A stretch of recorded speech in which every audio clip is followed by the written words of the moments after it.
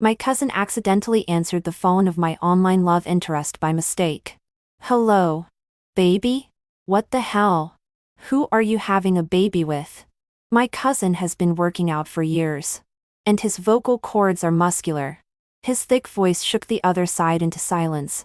And he immediately hung up the phone. I thought he would break up with me.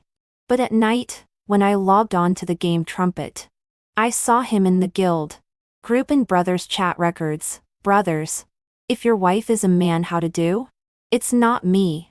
It's my friend. And his voice sounds like he could punch my friend into the wall, and not even break it off. What if he treats my friend badly after we get married? Actually, my friend is not that rigid. What's the name of the novel with two male protagonists that you guys like to read? Where do you read it? Nothing else. I just think it's interesting and want to read it. The door opened. 7 or 8 delivery men stood at the door and looked at me. They all look at me with eyes that are obviously a bit off. Hello. Your takeaways have arrived.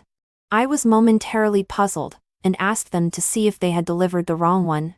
A few takeout clerks looked at each other and checked the address. It was my house without a doubt. I took the takeout order out, and looked at it carefully. The name of the order was very familiar to me. It was the name that my online lover used to use when he ordered takeout for me. Just when I wanted to ask him why he ordered so much takeout for me, my eyes fell to the line of very conspicuous words on the takeout note. Add more rice. He's working out and eats a lot. Not good. A sense of foreboding welled up in my heart. The more I looked, the more wrong it became. I quickly ran into the guest room and shook my sleeping cousin awake. Get up. He was half asleep and looked at me with a blank face. I flung the takeout order in front of him. Sean. Did you mess with my phone? Shouting his full name did more good than a tub of cold water. He shuddered and immediately came to his senses.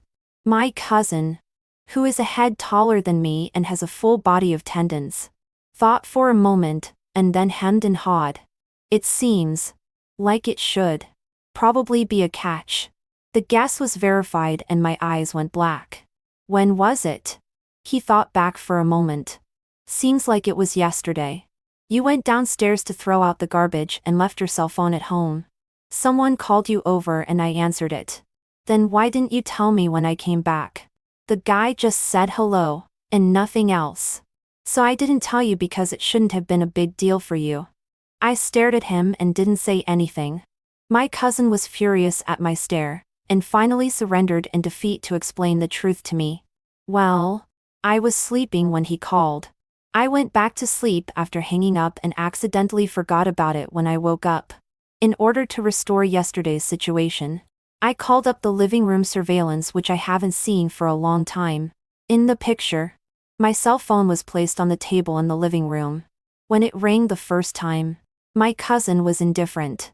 By the third time, my cousin came out of his room with an impatient look on his face and picked up the phone.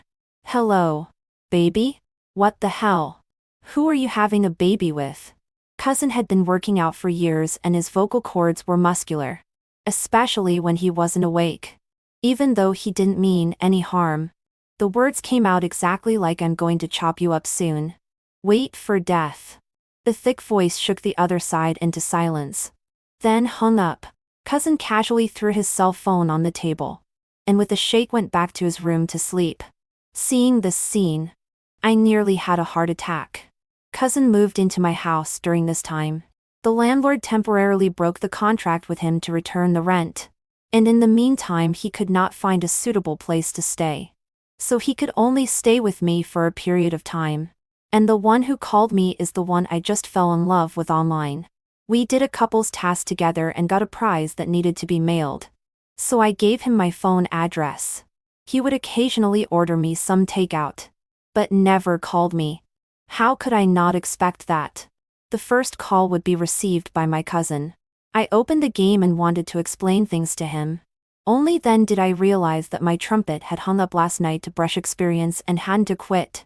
My trumpet and he happened to be in the same labor union. As soon as I opened the game, the chat box in the labor union jumped out. Just happy to eat some peaches, brothers. What if your wife is a guy? Black-faced monster. You found out that Tina is a guy?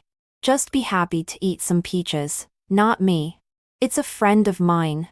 White face. How did you? No. How did your friend find out?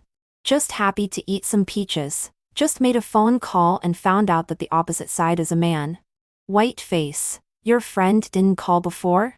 Just be happy to eat some peaches. No. It's the first time. I just wanted to use my trumpet to explain that it's possible that my cousin answered by mistake. But someone beat me to it. White face. Then your friend's girlfriend will be here soon to explain it to your friend. He's going to say that some male relative in the family picked it up by accident. But what kind of coincidence is that? A male relative picking up the phone by mistake on the first call? It must have been an unfamiliar number that came in. And he was not on guard and forgot to put on the voice changer.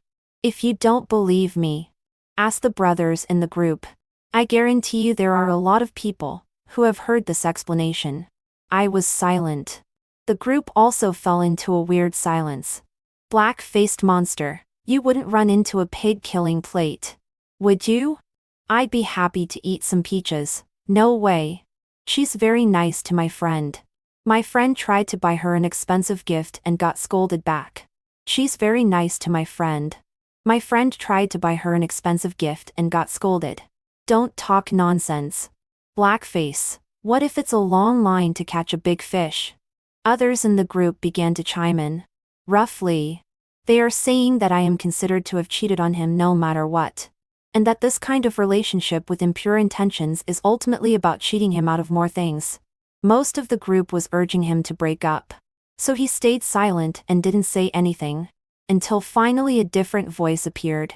Red-faced monster, or let's just talk about it. With true love. Nothing is a problem.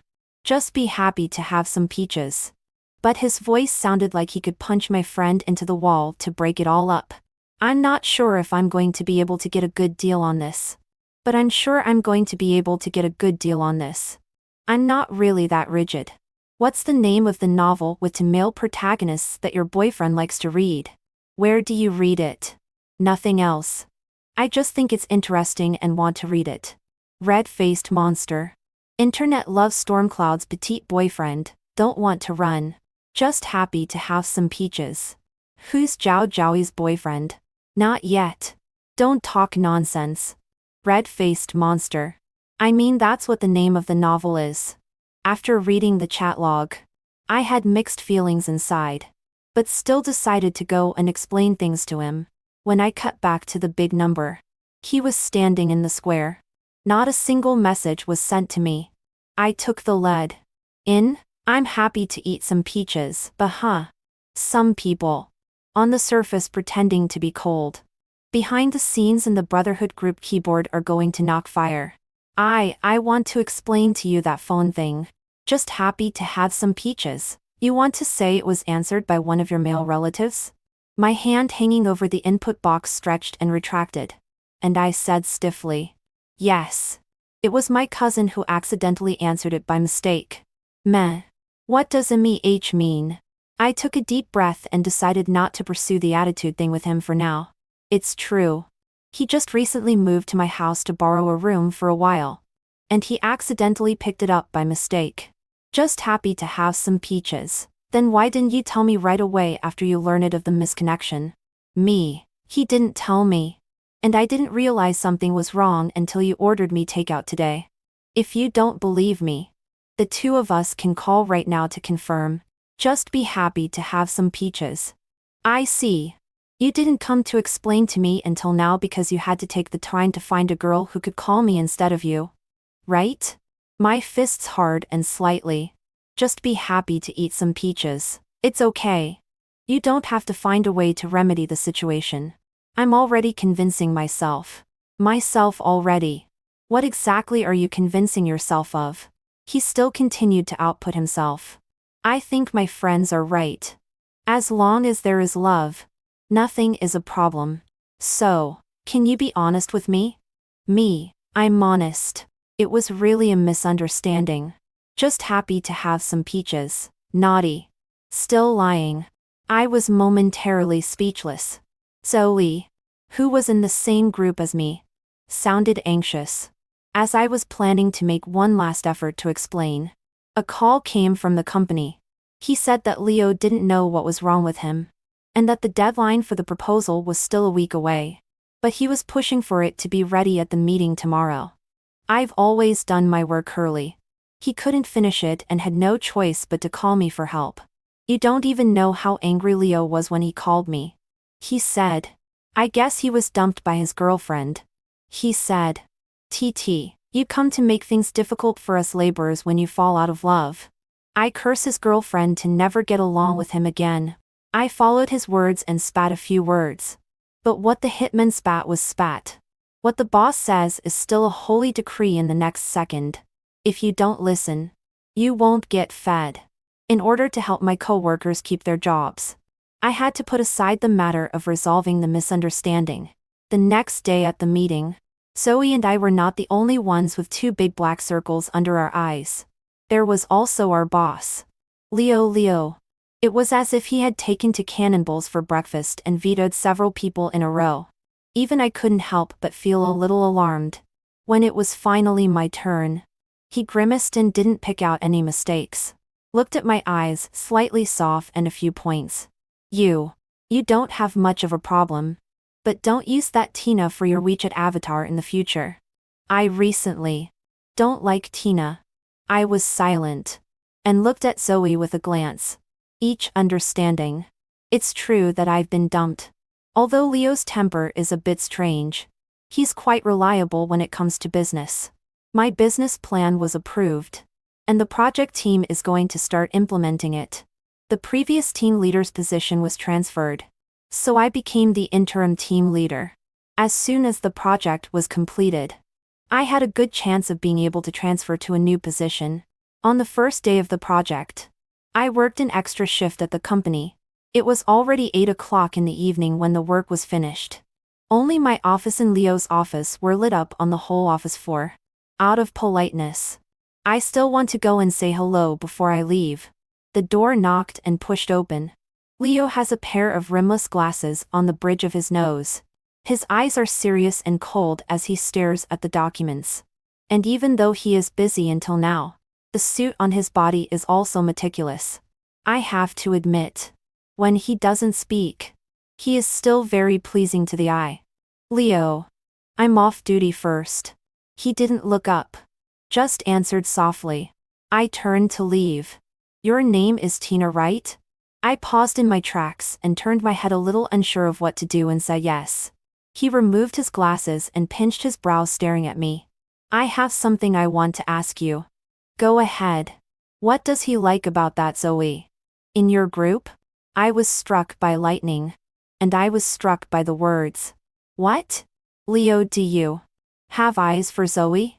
Leo huffed, all of a sudden red from his neck to his ears. Nonsense, what? I mean, what does a guy like Zoe like?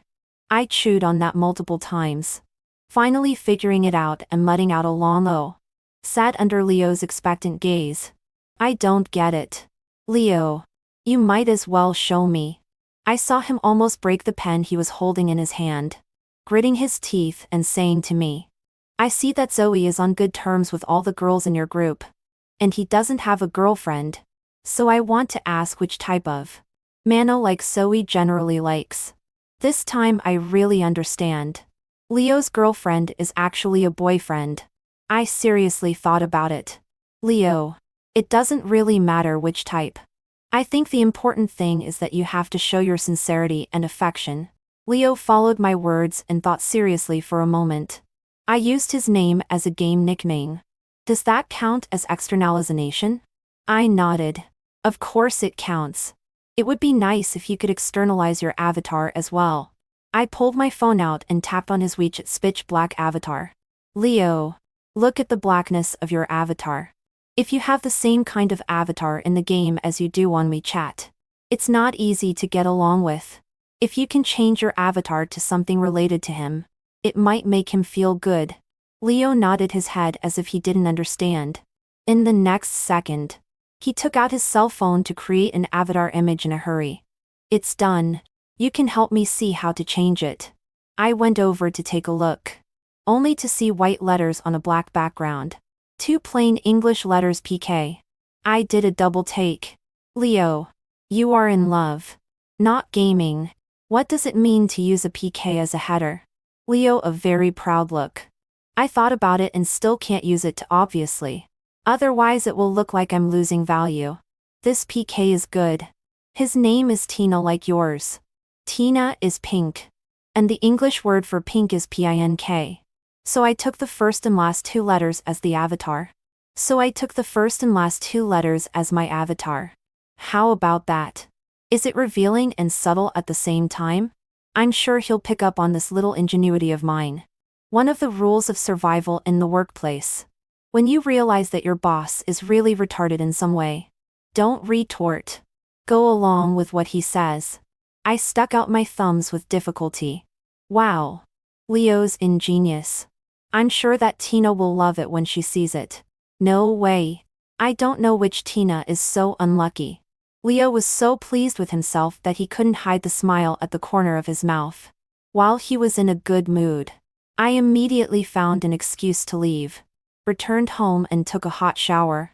I just remembered in 1,000 thoughts that I still have to clear up the misunderstanding with my online dating partner. I boarded the game with an apology for yesterday's sudden disappearance. I saw that I'd be happy to eat some peaches. Avatar had suddenly changed into two large letters PK. PK. The next day when I arrived at work with dark circles under my eyes that were deeper than the day before, Zoe came to my side with a cup of nourishing red date tea. Tina, the smell of your class is almost overpowered by the smell of your corpse. I smiled miserably. You look like a corpse just like me if you found out that your online love interest was your top man and he seemed to be on the verge of being broken up by an inexplicable misunderstanding that you still couldn't explain. Things are at a standstill now. If I explained it thoroughly, he would have continued the relationship with me anyway, given his character. But I can't fall in love with my boss in the company without changing my face. In an office relationship, the person who gets hurt is the person in the lower position as well as the woman. It is my principle not to fall in love with someone from the same company. But if I just let the misunderstanding arise and stop explaining to him, then Leo will keep making efforts to break himself. In the end, if he realizes that I'm the one who made him fall deeper into the misunderstanding, I'm only afraid that I'll die an even worse death. Thinking of this, I was so lifeless that I even made plans to jump ship once I finished this project. Because right now it seems that the only way to keep things balanced and jump ship right away under these circumstances is to be on the up and up. But some bosses are like chewing gum. Once it sticks, it's hard to clean it off. Maybe Leo found my comments constructive.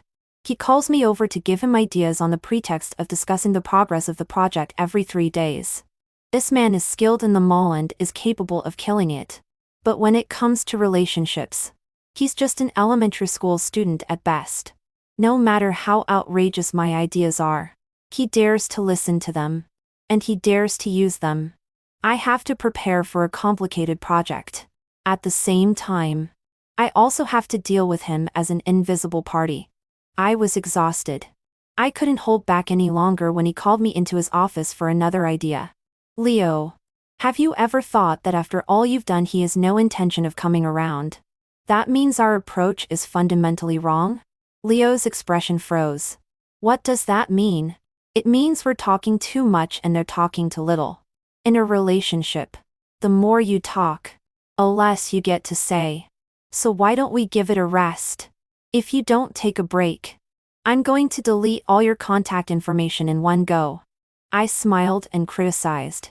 Leo looked like he was seriously considering it for a while.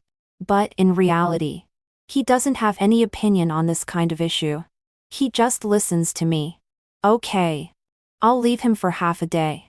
Thank you, Lord. I walked out of the office as if my heart was dead.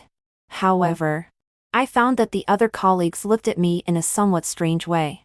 This strange look followed me all the way back to my workstation. As soon as I sat down, Zoe came over mysteriously. Tina, we are so close. You can't hide something from me, right? I was confused. What is it? Zoe's eyes shifted between Leo's office and mine. They've been saying lately that you and Leo are having an affair. Especially Paige. She said she heard you and Leo talking in the office about something other than projects and relationships and stuff.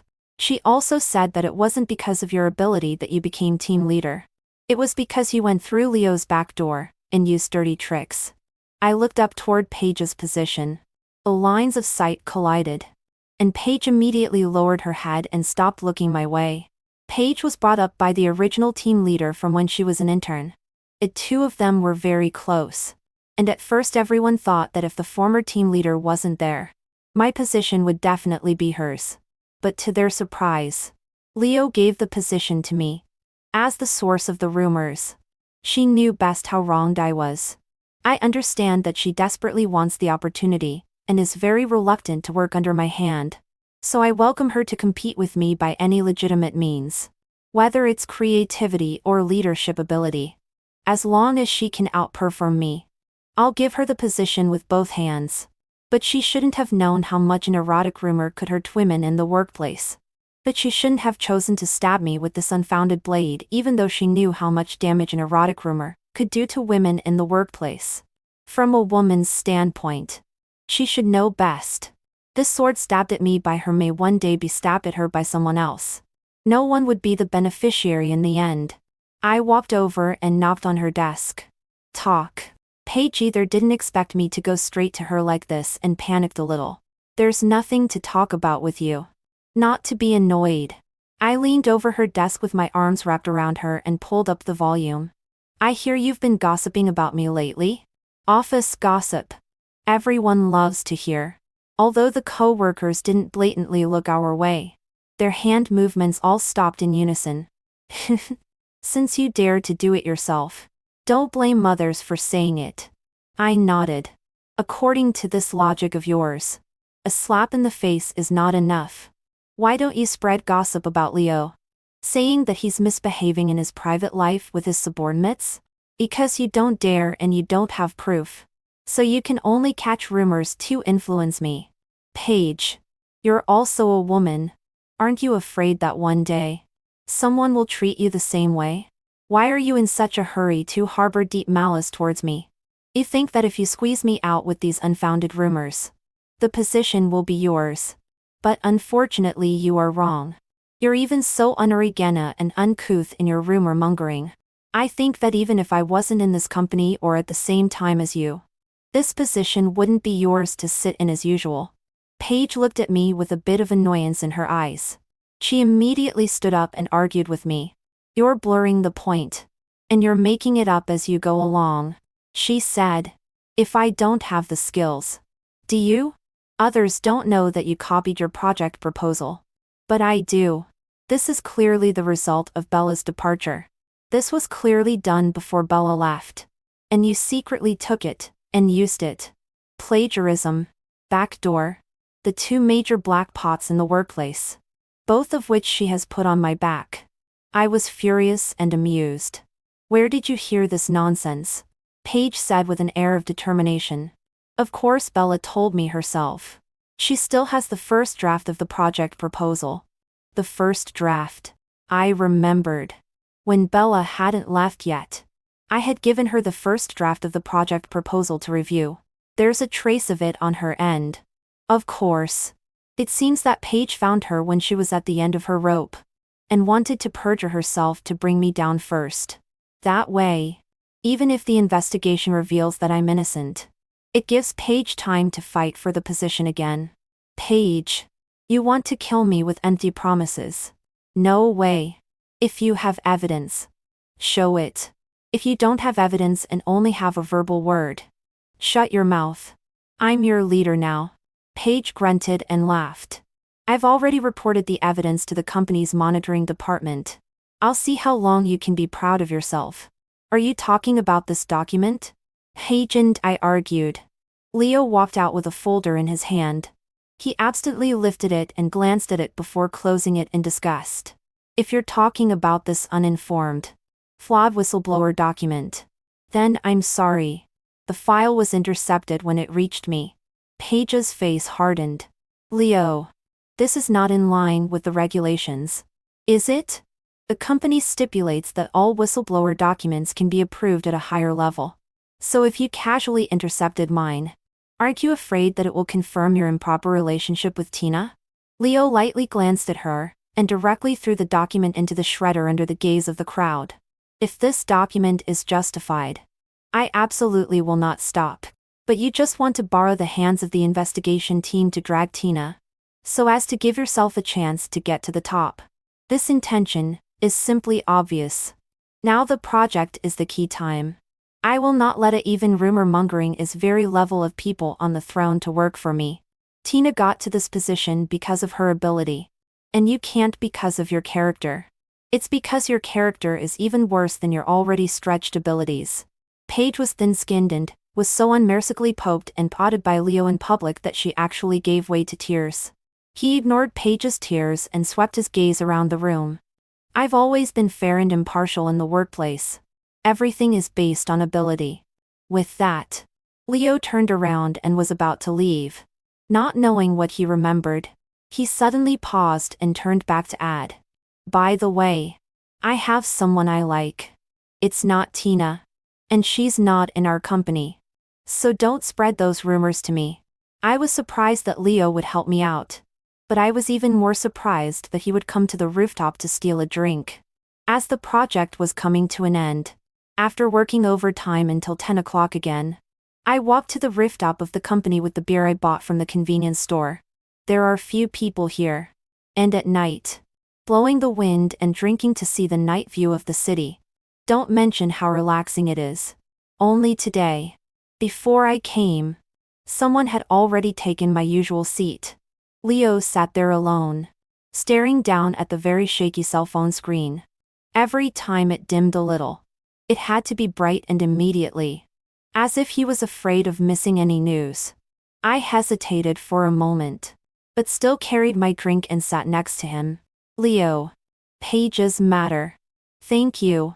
Although this matter is something I can completely cope with, it is inevitable that I have to waste a lot more effort. With Leo's help, I can prepare for the new project without any distractions." He didn't even bother to look up at me. "It's a favor, and like I said, I just don't want to delay the project. No. I'm thanking you for being willing to trust me." The reason Paige was so confident in reporting me was because she knew that when it came to something like this, most of her direct reports would choose to hedge their bets. Even if her evidence had a lot of holes in it, the leaders involved would still choose to file whistleblower documents in order to avoid the risk.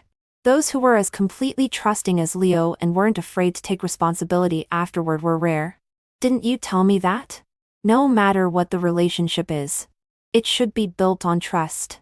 Leo's tone was light, but it was like £1,000,000 hitting my heart. I froze, remembering something I had blurted out earlier when he had come to me for ideas. I told him that maybe it was because he gave too little credit that his date wouldn't pay attention to him. What was said was not meant to be heard. Leo looked at his cell phone screen with some distress. "I think you're right. It should be that I gave him too little trust. In fact, I should believe what he said. Relationships are not business. There is not so much deceit to guess around. Perhaps the simplest answer is the most correct answer. So I'm wondering if he really didn't lie to me. I've worked with Leo for a long time. He is confident and arrogant. He doesn't change what he believes in easily. This absurd misunderstanding between him and me also hides a crisis of trust. But when a man is willing to re-examine and change himself for the sake of his loved ones, he deserves a chance to be brave for it. I've already contacted the headhunter for the company I'm jumping to. As soon as the project is wrapped up, I can leave. So I was ready to have a showdown and start over with him after I left the company. With the strength of my drink, I patted his shoulder. "If you really think so, she will come back to you sooner or later." Leo stiffened. His eyes finally moved from the screen to my face. He looked at me with a very complicated look, wanting to say something. In the next second, he moved his butt and pulled away from me. "Don't touch me. I'm seeing someone. Keep your distance from me. Okay?" Leo and I talked for a long time across a galaxy of distance. We had almost finished our drinks before we went downstairs to leave. When I got to the door of the company to take a taxi, I realized in hindsight that I had left my cell phone on the rooftop and forgot to bring it down. Thinking of the game on my phone that I hadn't quit yet, a chill ran down my back. Oh no. I quickly turned my head back to the office and kept praying that Leo wasn't interested in my phone. When I arrived at the rooftop in a hurry, Leo still had his back to me. The light on the rooftop was so dim that I couldn't read his expression. "You forgot your cell phone." His tone of voice was calm, which relieved me slightly. I pretended to be relaxed. "Yeah. I'm sure I can't drink too much. You have my cell phone, right?" Leo stood up and reached over, handing me his cell phone. I said thanks and reached for it, but his fingers clutched the phone so tightly that I couldn't even pull it out. I was puzzled. The cell phone screen lit up. 2 messages stood out in the dark night. One was a notification from a headhunter about an interview time, and the other, a message reminder of just happy to have some peaches. And the other, a message alert of just happy to have some peaches. I followed Leo's hand and looked upwards. The face was clearly visible, terribly somber, with black hole-like eyes that almost swallowed me up. I didn't know where to explain, so I could only freeze in place. He stared at me, but loosened his grip. "Tina, are you playing the long game?" I didn't answer any of his questions that night. Many times the butterfly effect occurs silently, and the moment the wings vibrate, we all think it's just a small hiccup that's not worth mentioning. It developed from a small misunderstanding in the beginning. Even I don't know how to end it. Leo has a clear distinction between public and private. In the matter of the project is never sorry for me. Just no longer under the pretext of the project to pull me to the office to give him ideas. Since that day, he did not send me messages in the game. We do not know each other, and no one took the initiative to mention it again. After the project was completely landed and finished, I took half a day to go to the agreed next house for an interview. The resume and terms had been pretty much negotiated back when the headhunter was matched with HR. I just need to go to the company to go through the interview process again to basically finalize. HR was very happy with me and offered me a much more substantial offer and position than I had before. A blessing and a curse. Maybe the recent events have pushed me to another stage in my life. It was drizzling outside at the end of the interview. The bright sunshine on the way in made me forget to go out with an umbrella. I stood by the glass door of the company's downstairs to hide from the rain and waited for the internet taxi driver to bring his car around. A black sedan stopped not far from me. I checked the license plate and it wasn't the one I'd made the appointment with. But the car wasn't about to leave. Instead, it honked its horn a few times to get my attention again. I looked up. The window came down and Leo's face came into view. He stared at me without looking away. His tone hard. "Get in the car. I'll give you a ride." I waved my hand in refusal. "No, Leo. I already took a cab. It's still raining and my internet car is stuck in traffic." I tapped the back of my hand with some anxiety, hoping beyond hope that the car would fly up to me to ease the awkwardness of the moment.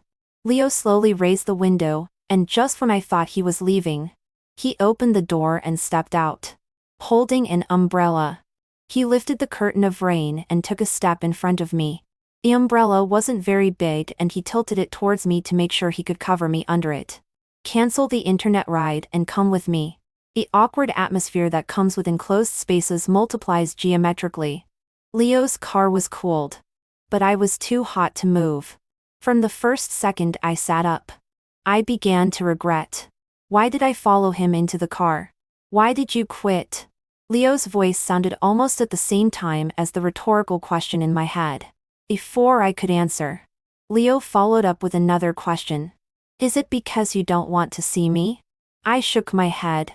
"No, it's because I've been thinking about it for a long time. The pay and the prospects here are better than now." Leo was silent. Maybe he wanted to hear my answer because it was about him. Unfortunately, it wasn't. Relationships don't play such a big part in my life. If the offer from the next person is not even as good as it is now, even if I have to meet with Leo every day in such an awkward manner, I definitely won't quit my job now. After a long time, Leo asked again. When did you realize that I was just happy to eat some peaches? I realized it the day you changed your avatar. As soon as the words came out of my mouth, I couldn't help but add. That's why I didn't think about catching a big fish with a long line. Leo didn't comment, but didn't say anything else. The awkward atmosphere that had re-emerged made me want to smack myself in the mouth. Why did I mention this sentence properly? Isn't it a lie? It would be strange if you believed me. I regretted it. But Leo seemed to be in a much better mood. He even turned on the car stereo. The song was the background sound of the game we both played together. A familiar music gradually relaxed me. I turned my head to look at the person I was once both close to and a stranger to. Once upon a time, we played games and did quests together. And when we were tired of playing, we would click on the same movie and often fall asleep while watching it. Every time I woke up, Leo would still be online, and would only be relieved when he saw me appear. Because of this, he would also complain with me to scold the immediate leader who let me have so much workload. He said that our leader must be blind, and that if he didn't give me a promotion and a raise, he wouldn't be able to keep a talent like me. I couldn't hold back a soft laugh at the thought. When I looked up again, the car had already driven to the downstairs of my neighborhood. I woke up with a start and fumbled to unbuckle my seatbelt. Thanks for the ride. Bye. Wait.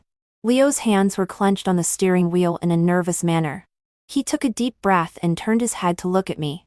Even if you didn't have the idea of putting in a long line to catch a big fish. But now that the fish has hooked itself, can't you be merciful and take it back home? I stared at him blankly, my hand on the card or not knowing whether to move in or out. He simply unbuckled his seatbelt and came up to me, infinitely closing the distance between us. When the distance was 0, my brain was dizzy and my hand subconsciously clutched his shirt. The corners of that shirt crumpled as I clutched them before Leo managed to get up. His eyes glued together and his voice sounding even lower than usual. This isn't how it's supposed to end between us. I want a future with you. I was in a state of confusion, my head so full of mush that I didn't know how to respond to him. I could only turn my head away from his blazing eyes. Tina, let's talk about it. This time I believe everything you say. Leo's almost pleading tone was too much for me to ignore. I forced myself to calm down and think for a moment, but nodded my head in agreement. I started the story from the day my cousin had answered the phone by mistake. Leo listened quietly, hearing about all the detours we'd somehow taken because of misunderstandings and mistrust. In fact, there was no bottomless barrier between us, just lack of a sincere conversation that can melt the ice and snow. Leo held my hand tighter until I finished the whole thing. I breathed a long sigh of relief, and the things that had been bothering me finally fell into place. I told him about my avoidance and the deepest part of my heart that I also distrusted him. And then I put the decision in his hands. Leo laughed out loud at my somewhat apprehensive appearance. He caressed my face. I just want to know what's been going on with us all this time. And I just want to clear up any misunderstandings with you. We've just had some problems that could have been avoided. It's not like we don't love each other anymore. Right? The rain stopped outside the car and the temperature in the car climbed up. We explained all the misunderstandings. I didn't leave Leo's car until late. In the last half month of my handover, Leo would come downstairs in the neighborhood every day to wait for me to go to work with him. According to him, he wanted to seize this last half month to be my colleague. I clearly told him that my bottom line is that I can't be in a relationship with someone from the same company, and he was going to grab me to get a license the next second. I only said I can't fall in love. I didn't say I can't get married. I take him nothing to do, but also had to acquiesce in his transportation me to and from work behavior. But the condition is that I am in the work period. Cannot be with other colleagues to publicize our relationship. On the day I officially left my job, Zoe quietly came to gossip with me. Tina, did you mess with Leo in any way? Why is he so happy that you're leaving today? I looked at the office full of spring, and even treated subordinates or a lot of good Leo. Angry and funny. Who knows? Isn't he always gloomy? I'm leaving. You guys have to be careful of him. Zoe pulled my hand with a look of reluctance. If you leave, you're killing me. Aren't you? Who's going to help me revise my project proposal, and who's going to protect me? Leo, who was in the office, threw a glare at me, scaring Zoe, who immediately let go of my hand and went back to her own workstation. I packed up my things and turned in my license plate. That meant I was officially leaving the company. While holding the cardboard box and walking outside the company, Leo ran in front of me at some point. He was leaning against the front of the car with his arms in front of him and wearing sunglasses. He looked like a male peacock in full bloom. It was the end of the day, and there were a lot of people staring at me as I came and went. I am too ashamed. Want to quietly leave. Leo quickly rushed up and pulled me back. He took off his sunglasses and his smile reached the bottom of his eyes. Where are you going? Girlfriend. Your boyfriend's car is over here. I couldn't argue with him.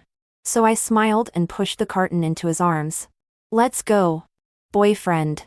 Let's go home for dinner. Yes. Leo smiled and jogged after me. The afternoon sunset was just right. The afterglow fell on his shoulders. He stood by my side, unwavering.